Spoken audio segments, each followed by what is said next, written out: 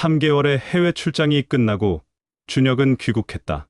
그동안 파리와 런던을 오가며 협상 파트너들과 다자회담을 거쳐 마침내 유의미한 협상의 결과를 만들어냈다. 그것은 회사의 명운이 걸린 만큼 중요한 일이었다. 의미 깊은 협상 결과는 준혁의 귀국 하루 전에 이미 회사 전체에 전해져 있었다. 이사회에서 준혁의 혁혁한 공로에 대한 포상 얘기가 나왔다. 준혁은 그 모든 공로를 대표이사를 비롯한 자신의 직속 상관들에게 돌렸다. 그렇게 하여 준혁은 실무뿐만 아니라 인격적으로도 높은 평가를 받게 되었다. 준혁이 공항에 도착했을 때 비가 추적추적 내리고 있었다. 수진이 마중을 나와 있었다. 수진이 다가와 수고했다며 포옹을 했다. 준혁은 수진의 어깨를 가볍게 껴안으며 기다리느라 수고했다고 위로해 주었다. 수진은 자그만 꽃다발을 건네주었다. 준혁은 약간 겸연쩍어하며 꽃다발을 받았다. 차가 공항을 빠져나왔을 때는 빗줄기가 제법 굵어졌다. 차창을 때리는 빗소리만 차 안의 정적을 깨뜨리고 있었다.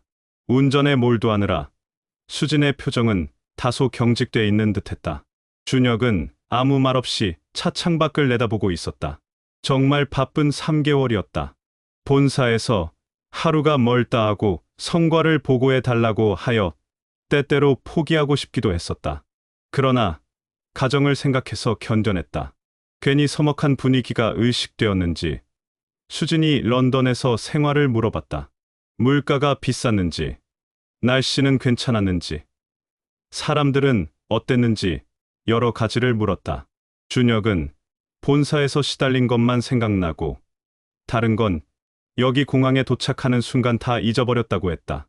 다만 굳이 떠올린다면 런던과 파리 사람들의 일상이 우리 사회와 크게 다르지 않다는 점이라고 했다. 우리 사회도 선진화되어서 자부심이 들기도 했다는 것이다. 수진은 그런 준혁의 틀에 박힌 대답에 희미한 미소를 지어 보였다. 그 의미가 무엇인지 준혁은 깊이 생각하지 않았다. 평소 활달하고 상냥했던 아내가 왠지 거리감이 느껴지는 이유가 궁금해졌다. 오랫동안 서로 떨어져 있어서 더욱 그런 느낌이 드는 게 아닐까 생각해봤다. 차창 밖으로 빗줄기가 거세지면서 그들의 몇 마디 대화도 끊어져 버렸다.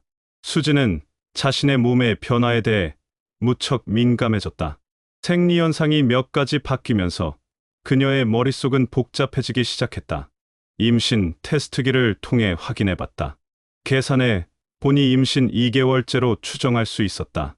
결국 걱정하던 일이 터진 것이었다. 예상했기에 놀래지도 않았다. 확실한 것을 알기 위해 산부인과에 가보기로 했다. 어쩌다 이런 실수를 저질렀는지 도무지 이해가 안 되었다. 아니, 애시당초 민욱을 만난 자체가 문제였다. 준혁이 부재 중이던 기간에 남의 아이를 임신했다는 건 도덕적으로도 양심적으로도 심각한 일이었다. 한때의 욕정에 그동안 쌓아온 모든 걸 잃게 될 것이었다. 당장 이 일을 어떻게 준혁에게 말해야 할지 참담하기만 했다. 그렇다고 민욱은 연락조차 받지 않고 있었다. 내막을 눈치채고 이미 잠수를 탄 것이 분명해 보였다. 그런 인간을 뭘 믿고 살을 맞대었던 건지 지금에 와서 후회막급이었다. 수진은 준혁의 얼굴을 똑바로 볼 수가 없었다. 어떤 때는 죄책감이 몰려와 숨길 수가 없었다. 그냥 고백하고 처분을 달게 받는 게 올바른 처사라고 생각했다. 하지만 당장 남의 아이를 임신했다는 말을 할 수가 없었다. 어떻게 해야 될지 머릿속이 하얗게 되었다. 아무런 생각도 떠오르지 않았다. 공항에서 준혁을 오랜만에 봤을 때 자신도 모르게 눈물이 핑 돌았었다. 그것은 자책감에서 비롯되었지만 한편에는 애틋함도 섞여 있었다. 수진은 준혁에게 물어봤다. 앞으로 회사 일은 좀 한가로워질 것 같으냐고.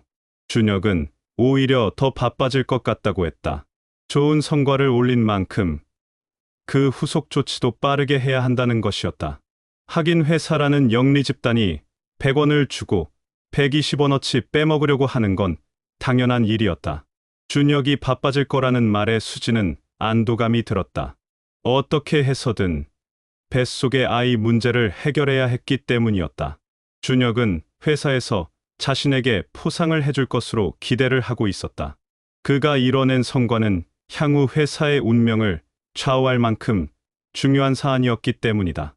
그의 기대가 막연한 것이 아니라 실제로 이 사진의 움직임이 구체적일 만큼 준혁은 높이 평가받고 있었다. 그로 인하여 준혁은 사내에서 가장 주목받는 승진 대상자로 우뚝 섰다. 직장 생활에서 승진만큼 더 큰 보상이 어딨겠나. 더구나 사회적 이목을 중시하는 준혁에게 승진은 모든 것의 우선이었던 것이다. 그래서 하루하루가 희망적이고 보람찰 것으로 생각하고 귀국했는데 막상 돌아와 보니 정작 회사가 아니라 가정에 문제가 있었던 것이다. 그것은 수진의 표정에서 바로 느껴졌다. 평소 활달하던 수진의 어두운 표정과 침묵은 전혀 상상 밖의 일이었다. 뭔가 말 못할 사정이 있는 사람처럼 보였다. 뭔지 혼자서 걱정하고 염려하는 것을 피부로 느낄 수 있었다. 얼핏 보기에는 수진이 몸 상태가 상당히 좋지 않은 듯했다. 병원에는 가봤느냐고 했더니 잠을 충분히 자질 못해서 그런 거라고 하더란다. 왜 잠을 못 잤느냐고 물었다. 혹시 출장 중인 내가 걱정이 돼서 그런 것은 아니었냐고 했다. 수진은 자신도 왜 잠을 못 자는 건지 이유를 모르겠다면서 당신도 돌아왔고 그러니 앞으로는 잠이 오지 않겠냐고 했다. 사실 불면은 준혁이 심한 상태였다. 직장 생활이 격심해지면서 불면의 나날도 길어졌다. 하루에 4-5시간 자고 생활하는 건 복받은 날이었다. 어떤 때는 뜬 눈으로 밤을 지새우는 경우도 많았다. 그렇게 자고도 회사 일을 해내고 있다는 사실만으로도 준혁은 자신을 높게 평가해주고 싶었다. 다행히 승진을 하게 되면 불안증이 다소 누그러들 것이고 그래서 밤잠도 더 이룰 수 있지 않을까 생각했다. 욕망하는 게 많은 사람일수록 불면에 시달리고 불안해하는 것이다. 더 잘 살고 더 잘나 보이고 남을 지배하고 싶은 사람일수록 불안감이 팽배해지는 것이다. 준혁은 자신의 불안과 불면에 대해 자세히 알고 있었다. 백만장자가 되거나 단박에 이사로 승진을 하게 된다면 분명히 불안을 극복할 것이고 그러면 잠도 더 잘 수 있을 것이 생각하고 있다. 수진이 불면에 시달린다는 것을 듣고 준혁은 그 이유가 궁금해졌다. 평소의 성격상 수진이 불면이라는 건 상상할 수 없는 일이었다. 누우면 바로 잠이 들던 그녀였다. 한번 잠이 들면 누가 엎어가도 모를 정도로 깊이 잠을 자는 사람이었다. 그런 사람이 왜 갑자기 잠을 잘 이루지 못한다는 건지 그 이유가 너무 궁금해지는 것이다. 그런 생각이 들면서 더 세심하게 수진을 쳐다보게 되었다. 관심을 가지고 깊이 따져보면 평상시에 아무것도 아닌 것들까지 의미가 들어가게 되는 것이다. 수진의 모든 일거수일투족에 관심이 가면 갈수록 그녀의 말 한마디에서 무슨 의미를 찾게 되었다. 1-2가지 눈에 띄는 것이 있다면 음식을 너무 가려먹는다는 점이었다. 그것은 평소 수진의 습성과는 전혀 다른 것이었다. 수진은 뭐든 잘 먹고 가리는 게 없는 식성을 가지고 있었다. 그런 사람이 음식을 조심스럽게 먹는다는 것은 통상적으로 입덧을 하는 경우가 그렇다고 알고 있었다. 입덧이라면 임신을 말하는 것인데 자신이 그동안 외국에 나가 있었는데 무슨 임신이란 말인가. 그것도 얼토당토 아는 것이라고 배척하였다. 그리고 2번째는 핸드폰을 자주 만지작거리면서 뭔 통화를 기다리는 눈치가 이상스러웠다. 일상적으로 수진은 핸드폰을 가지고 통화하는 이외에 특별히 하는 일이 없었다. 그녀는 노트북으로 가계부도 정리하면 했지. 핸드폰으로는 게임도 하지 않았었다. 그런 그녀가 최근 들어 핸드폰을 끼고 사는 게 눈에 띄었다. 그것은 뭔가 불안 증세와 닮았다. 뭘 그렇게 불안하게 여기는 걸까? 활달한 성격의 수진에게 정말 무슨 일이 생겼단 말인지 준혁은 고민거리가 하나 더 늘어나게 되었다. 어느 날 수진은 세탁기에 돌린 빨래를 베란다에 널고 거실로 들어오다가 발밑을 잘 못 보고 헛디뎌 앞으로 넘어졌다. 넘어질 때 복부에 충격을 받아 통증을 심하게 느꼈다. 순간적으로 수진은 뱃속의 아이를 생각했다. 일어서려는데 몸이 말을 안 들었다. 꼼짝도 할 수가 없었다. 본능적으로 큰일 났구나 싶었다. 어떻게 해서든 119에는 전화하지 않고 스스로 일어서서 병원에 가고 싶었다. 그래서 온갖 힘을 다들여 몸을 일으키려고 애를 썼으나 통증이 왼쪽 팔까지 올라왔다. 보아하니 왼쪽 손을 접질린 것 같았다. 격심한 통증에 하는 수 없이 주머니 속에 있던 핸드폰으로 119에 전화를 해서 도움을 청했다. 10여 분 후 구급차가 도착해 병원 응급실로 갔다. 병원에 도착하는 순간 수진은 정신을 잃고 말았다. 눈을 떴을 때는 응급실에 누워 링거를 맞고 있었다. 옆에는 준혁이 서 있었다. 수진은 재빠르게 준혁의 표정부터 살피었다. 준혁의 눈빛은 차갑고 날카로워 보였다. 맥이 쫙 풀렸다. 준혁이 모든 걸 다 알게 된 것으로 생각했다. 아이는 유산되었을 것이다. 수진이 준혁을 바라보며 뭐라고 말을 하려는데 준혁이 지금은 아무 말도 하지 말라고 했다. 당장 몸이 급하니 가만히 누워만 있으라고 했다. 준혁의 말은 차갑고 엄중하게 들렸다. 수진은 눈을 감고 생각에 잠겼다. 이제 어떻게 해야 할까? 준혁에게 어떻게 사실을 말해야 할지 몰랐다. 준혁에게 당신의 아이를 유산했다고 말할 수 있을까? 준혁이 그 말을 듣고 가만히 있을까? 아니면 미안하다고, 남의 아이를 가지고 있었다고 솔직히 밝히는 게 더 좋을까? 수진이 머릿속이 복잡해지고 있을 때 준혁은 냉철해지고 있었다. 해외 출장을 다녀왔더니 아내가 남의 아이를 임신했다가 유산을 했다. 도대체 이런 황당한 일이 어디 또 있겠나? 개월 수를 따져보면 준혁이 출장을 떠난 지 한 달여 이후에 임신하는 일이 벌어진 것인데 평소 내가 믿고 있던 수진이 그럴 수가 있는 건지 도무지 납득할 수 없었다. 배신감이 복수하고자 하는 열망이 들끓었다. 모든 걸 다 버리는 한이 있어다라도 수진과 상간자를 응징하고 싶어졌다. 그것만이 삶의 전부인 것처럼 다짐을 하게 되었다. 수진이 몸을 좀 추스르자 퇴원을 했는데 그때 차 안에서 수진이 먼저 얘기를 꺼냈다. 자신이 다 잘못한 일이라고, 순간적인 실수였다고, 처음부터 그럴 의도가 전혀 없었는데 술을 한잔하고 분위기에 갑자기 취해서 벌어진 일이라고 해명을 했다. 그건 해명이 아니라 독백에 불과했다. 어떤 인간이 그것을 계획적으로 저질렀겠나. 단 한순간이고 의도치 않은 것이지. 그럼에도 많은 사람들은 그 한순간을 견뎌내는 것 아닌가. 그게 양심이고 도덕이기 때문 아닌가.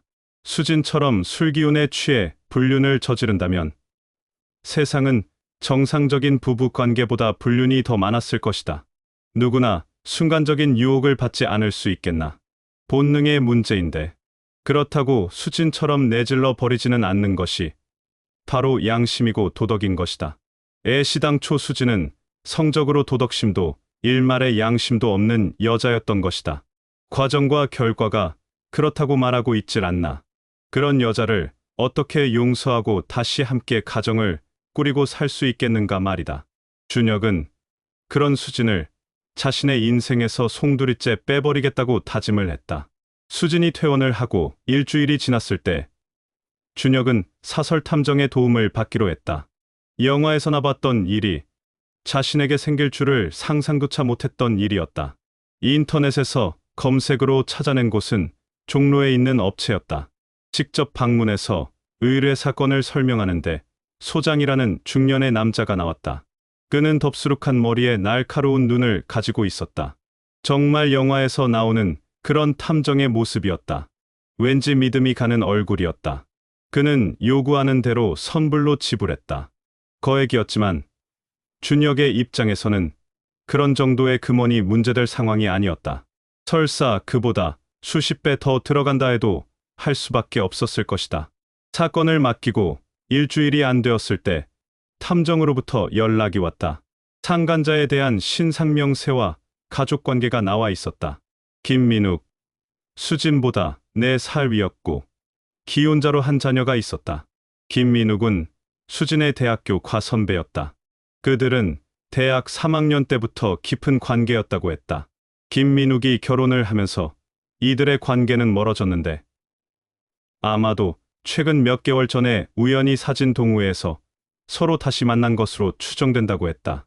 남의 가정을 파괴한 상간자는 철저히 응징받아야 한다고 준혁은 각오를 다졌다. 수진은 김민욱에게 자신이 임신한 것 같다고 수십 번 문자를 보냈으나 그로부터 연락은 단 한 번도 없었다. 임신이라는 말에 책임감 없이 어디로 숨어버린 것 같았다. 사진 동호회 측에서도 연락이 안 된다고 했다. 수진은 유산을 하고 나서 다시 문자를 보냈다.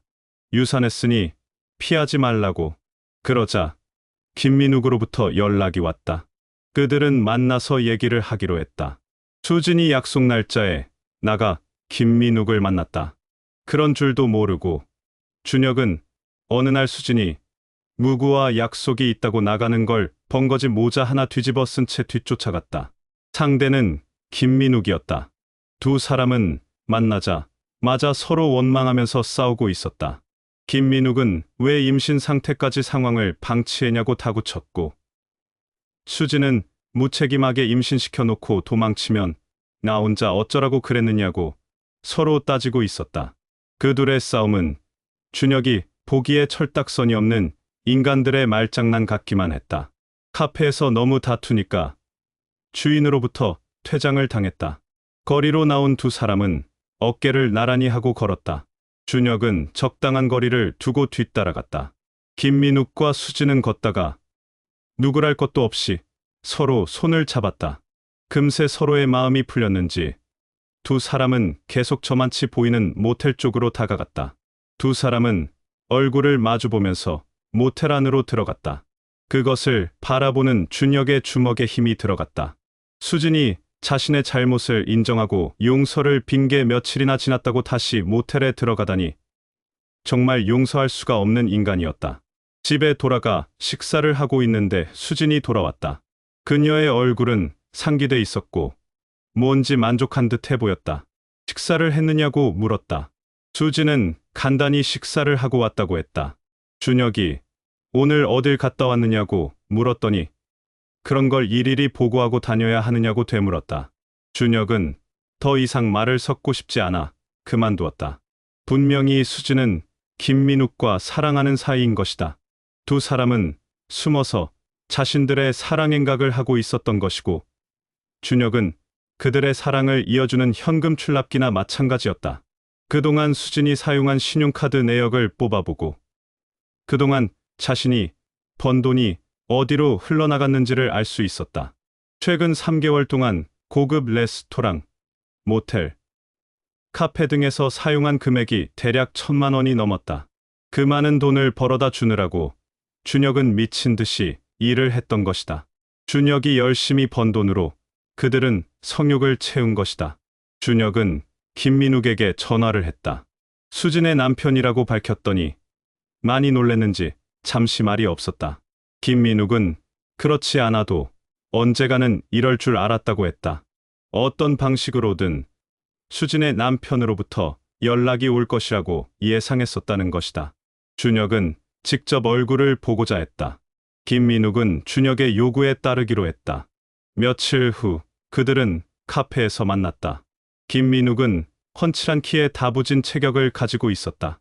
한편으로는 섬세한 성격의 소유자 같아 보였다. 김민욱은 준혁을 똑바로 쳐다보지 못하고 있었다. 자신이 준혁의 가정을 파괴했다는 죄책감 같은 것을 가지고 있는 듯했다. 준혁이 물었다. 당신도 가정이 있으면서 어떻게 남의 가정을 파멸로 내몰았던 것이냐고. 그런 것을 사랑이라는 명분으로 할 수 있는 짓이냐고 따졌다. 김민욱은 아무 말도 못했다. 그저 고개만 숙이고 있었다. 준혁은 그런 인간을 때려주고 싶었다. 아니, 살해를 느끼고 있었다. 수진을 정말 사랑하냐고 물었다. 그 말에 김민욱은 잠시 망설이다가 그런 것 같다고 했다. 그런 것 같다니. 그게 무슨 말인가? 한 가정을 파괴했으면서 이제는 한 발 뒤로 빼는 것인가? 준혁이 김민욱의 뺨을 때렸다. 주변 사람들의 시선이 준혁과 김민욱에게 쏠렸다. 준혁은 좌우 쪽으로 고개를 숙여 미안하다는 제스처를 해보였다. 김민욱은 수진을 사랑한다고 다시 말했다. 그러면 당신의 아내는 어떻게 되는 거냐고 물었다. 김민욱은 대답을 못했다. 두 여자를 다 사랑하는 거냐고 물었다. 김민욱은 머뭇거리고만 있었다. 당신 아내에게 이 사실을 알려야겠다고 했다. 그러자 김민욱이 간곡하게 부탁을 했다. 자기 아내는 정말 착한 사람이라며 이런 일로 고통을 주고 싶지 않다며 뭐든지 자신이 다 할 테니 아내만은 이 일을 모르게 하고 싶다고 했다. 준혁은 치솟는 분노를 억누르기 위해 무진 애를 쓰고 있었다. 정말 이기적이고 뻔뻔한 인간이었다. 준혁은 단도직입적으로 말했다. 당신은 인간적으로 나쁜 놈이라고. 수진이 임신했다는 말을 듣고는 잠적해 연락도 하질 않았다면서 그런 인간이 수진을 사랑한다고 말할 수 있는 거냐고 다그쳤다. 김민욱은 고개만 숙이고 있었다. 그리고 눈물을 흘렸다. 솔직히 자신은 수진을 사랑한 게 아니라 욕정에 휩싸여 저지른 불륜이었다고 자백을 했다. 남의 아내를 훔치는 것 같은 스릴이 즐긴 것일 뿐 사랑하는 것은 아니라고 했다. 그는 울면서 자신의 잘못을 용서해달라고 했다. 그러면서 그동안 사용한 비용도 모두 자신이 변제해주겠다는 것이었다. 정말 형편없이 보잘것없는 인간이었다. 이런 인간을 사랑한다고 눈에 콩깍지가 씌인 수진이 한없이 한심스러웠다. 기껏 이런 인간을 만나기 위해 그동안 우직하게 가정을 위해 노력한 사람을 배신했다는 게 도대체 믿겨지질 않았다. 얼마나 자괴감이 드는지 마주 앉은 김민욱의 머리통을 깨버리고 싶을 정도였다. 지졸하고 파렴치한 인간이었다. 이제 수진과 이혼을 하게 될 것인데 김민욱이 이런 인간이라는 사실을 수진이 알게 된다면 뭐라고 반응할지 궁금해졌다. 준혁이 일어서자 김민욱은 준혁이 팔을 잡아 끌며 애원했다. 제발 자신의 아내가 이 일을 모르게 해달라고. 만약 아내가 알게 되면 이혼하게 될 것이고 그러면 어린 아이들의 앞날이 힘들게 된다며 애걸복걸했다.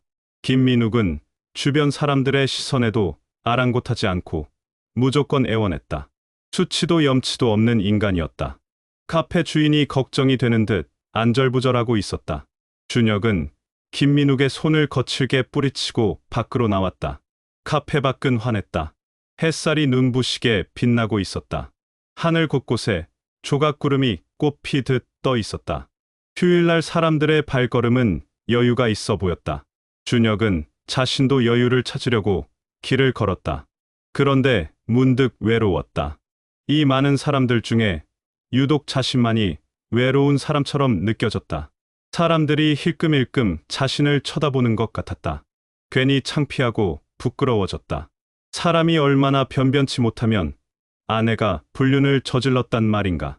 아내가 바라는 게 뭔지 그렇게도 몰랐단 말인가. 왜 아내를 외롭게 만들었단 말인가. 자책감에 괴로웠다. 그렇지만 아무리 자책을 하더라도 아내와 상간자를 용서할 수는 없었다. 그거는 양심의 문제이기도 했다. 그들은 모두 가정이 있으면서 바람을 피웠다. 욕정에 눈이 멀어 자신들의 가정을 파괴시킨 무자비한 사람이었다. 그들에게 조금의 연민이나 동정이 있을 수 없었다. 자신들이 자초한 결과를 받아야만 한다. 준혁은 변호사 사무실로 갔다. 이혼 서류를 작성하여 수진에게 주었다. 수진은 제발 이러지 말라고 애걸했다. 자신이 잘못했고 깊이 반성하고 있으니 기회를 한번 달라고 했다. 준혁은 분명히 말했다. 당신은 욕정에 눈이 먼 사람이기 때문에 언젠가는 그 본성을 다시 드러내게 될 것이라고. 그래서 당신은 한 가정에 만족할 수 없을 것이라고. 그러니 다른 남자들이나 여럿 만나서 살라고 조언해 주었다. 이혼 서류에 서명하기를 거절한 수진은 울기만 했다. 그러나 그 울음은 더 이상 준혁의 감정을 흔들지 못했다. 오히려 수진이 더 초라하고 비굴하게만 보였다. 수진은 자리를 박차고 나갔다. 어디로 갔는지 그날 집에 들어오질 않았다. 아마도 김민욱을 만나 앞일을 얘기했을 수도 있었다. 하지만 그들의 관계는 벌써 깨져버렸다. 서로가 순간적인 욕망에 끌렸던 것일 뿐, 그 어떤 사랑도 없었다는 걸 확인하는 수밖에 없었을 것이다. 준혁은 수진을 다그치지 않았다. 어차피 수진은 갈 곳이 없었다. 김민욱은 이제 당장 자기 아내로부터 이혼 소송을 당할 것부터 걱정해야 할 처지였지. 묵을 도와주고 말고 할 형편이 전혀 아니었다. 수진이 다시 집에 들어왔다. 눈이 퉁퉁 부어 있었다. 며칠 새 얼굴이 반토막이 돼 있었다. 그녀는 울면서 다시 한번 준혁의 바짓가랑이를 붙잡고 매달렸다. 여지껏 쌓아온 정이 있지 않느냐며 용서해 달라고 애원했다.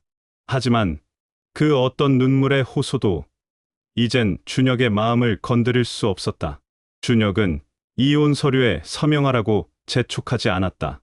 그녀 스스로 판단해서 하길 기다리고 있었다. 수지는 스스로의 실수를 깊이 반성하고 있었다. 그렇지만 그것만으로 그 모든 일을 되돌릴 수는 없었다. 그날 늦은 밤, 수지는 이혼 서류에 도장을 찍고 집을 나갔다. 준혁은 그런 수진을 그냥 놔두었다. 이제 수지는 갈 곳이 없었다. 정처 없이 밤거리를 걸었다. 모든 것은 자신의 순간의 선택의 문제였다. 다시 그 이전으로 돌아갈 수만 있다면 결코 똑같은 선택을 하지 않았을 것이라고 생각했다. 그러나 후회는 늦게 온다고. 이제와 무슨 소용이 있단 말인가. 준혁은 이혼 서류를 접수하면서 먼저 상간자 소송부터 진행했다. 김민욱은 소장을 받아들고 준혁에게 다시 연락을 해왔다. 준혁이 원하는 위자료를 다 해줄 테니 소송을 하지 말아달라고 했다. 자신은 어린아이도 있어 아직 아빠로서 할 일이 많이 있다면서 한 가정을 살려달라고 애걸복걸했다. 한 가정을 살려달라고? 준혁은 남의 가정을 망친 인간이 자신의 가정만 살려달라고 말할 수 있다는 게 우스웠다. 그래서 말했다. 너는 두 가정을 파멸로 몰고 간 장본인이라고. 그런 자가 가정을 입에 올릴 자격이나 있느냐고 말이다. 준혁은 김민욱의 아내에게 직접 전화를 걸었다. 그녀는 자신의 남편이 어떤 일을 저지르고 다녔는지 전혀 눈치채지 못하고 있었다. 준혁이 처음에 말을 꺼냈을 때까지도 그녀는 자기 남편을 믿는다고 했다. 그러면서 자신에게 뭘 원하는 거냐고 물었다. 준혁은 솔직히 얘기를 했다. 자신의 가정은 이미 깨져버렸다고. 그러니까 상간자의 가정도 깨어지길 바란다고 단호히 말했다. 동병상련의 심정에서 서로가 아픈 마음을 이해할 수 있을 것이라고 말했다. 준혁은 자신이 아무리 떠들어도 그녀의 마음에 닿을 수 없다는 것을 알고 있었다. 그래서 하는 수 없이 영상과 메시지, 영수증 등을 그녀에게 보내줬다. 자료를 받은 그녀는 한동안 말이 없었다. 그리고 조금 지나자 울음을 떠뜨렸다. 세상이 두 쪽 나는 한이 있더라도 자신은 남편을 믿고 살 것이라고 다짐했었다. 그런데 이렇게 배신을 할 줄은 미처 상상조차 못했다는 것이다. 아이 때문에 모든 걸 눈 감고 넘어갈 수는 없을까? 나름 생각하지 않은 건 아니라고 했다. 그렇지만 그동안 속고 살아온 세월을 돌이켜보면 절대 용서할 수 없다고 했다. 그녀는 준혁이 보내준 자료들을 정리하여 김민욱의 회사와 거래처로 보냈다. 김민욱은 준혁으로부터 상간자 소송 통지를 받았을 때 회사로부터 임의 퇴직을 권고받았다. 회사가 그나마 관용을 베풀어 준 것이었다. 퇴직금을 수령하게 해주었으니 말이다. 김민욱은 아내과 이혼 소송 중에 준혁에게 위자료 2천만 원을 물게 되었다. 그들의 이혼 소송은 3개월에 걸쳐 끝났다. 양육권은 아내에게 귀속되었다. 준혁은 수진과 가정법원에 출석해 이혼 조정안에 서명하고 법적으로 완전히 남남이 되었다. 이후 수진은 친정집에서 몸을 추스르고 있었으나 식구들의 눈치가 보여 홀로 오피스텔을 얻어 야간에 대리운전을 하던 중 어느 날 취객의 성추행을 피하다가 맞은편에서 달려오는 차량에 받쳐 숨을 거두고 말았다. 그 소식을 들은 준혁은 자신도 모르게 눈물을 흘렀다. 아직도 자신이 수진을 사랑하고 있었던 모양이라고 생각했다. 그렇게 수진은 짧은 인생을 마감했다. 그것은 불륜의 대가라기보다는 우리 인생을 지배하는 운명의 장난이었을 것이라고 준혁은 생각했다. 이상 사연은 여기까지입니다. 감사합니다.